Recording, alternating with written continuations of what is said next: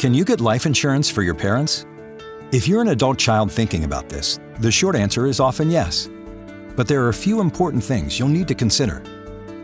First, it's a good idea to talk through the purpose of the policy beforehand, especially if it's a sensitive topic. You'll need your parents' consent. They'll need to sign the application and possibly share medical details. Next, you need what's called insurable interest. In other words, your parents' passing would create a real financial hardship for you. Examples could be a loan you co-signed, funeral costs you need to cover, or financial support you depend on. This requirement protects families and prevents misuse. Lastly, choose a policy amount that makes sense. Coverage should match your actual financial risk.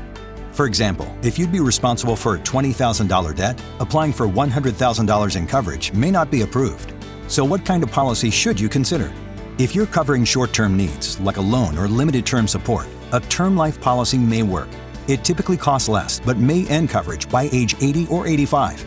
If you want coverage that lasts their entire life to help with funeral costs or final expenses, look into whole life or final expense policies.